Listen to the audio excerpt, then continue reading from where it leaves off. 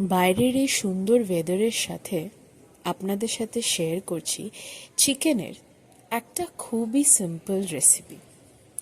যা যা লাগবে সে বাড়িতেই পাওয়া যায়। কড়াইতে প্রথমে সর্ষের তেলটা ভালো করে গরম করে নেবেন।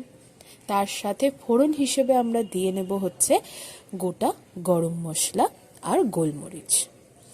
কুচি করে পেঁয়াজ কেটে আমরা তারপর তেলে দিয়ে দেব। পেঁয়াজটা ভালো করে একটু ভাজবো। তারপর আদা আর রসুন বাটা একসাথেই বেটে নিতে পারেন, আলাদা করে বাটার দরকার নেই। তো মোটামুটি আমি 1.5 চামচ মতন দিয়েছি আমার 1 কেজি চিকেনের জন্য।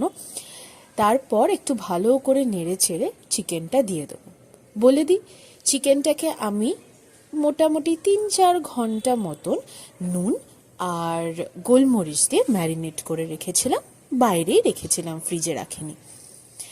তো চিকেনটাকে দিয়ে দেওয়ার পর ভালো করে পেঁয়াজ রসুন আদার সাথে চিকেনটাকে ভালো করে আমরা নেড়ে চেড়ে নেব।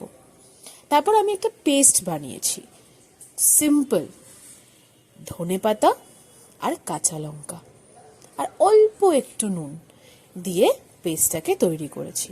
তো এরপর সেই পেস্টটাই চিকেনে দিয়ে দেবো, কিন্তু পুরোটা দেবেন না, 90% মতন দিয়ে দিন, 10%টা একটু বাকি থাকুক। অল্প একটু হলুদ গুঁড়ো, অল্প একটু লঙ্কার গুঁড়ো আর ধনে গুঁড়ো, এই 3টে জিনিস আমরা দিয়ে নেব। দিয়ে নেবার পর ভালো করে কষাবো, যতক্ষণ না তেল ছাড়ে ততক্ষণ কষাবো।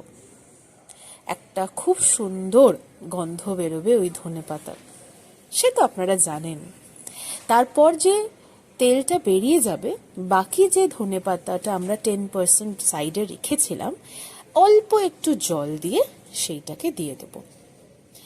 ঢাকা দেওয়ার আগে গরম মশলা গুঁড়ো আর ধনেপাতা কুচি উপরে দিয়ে দেব।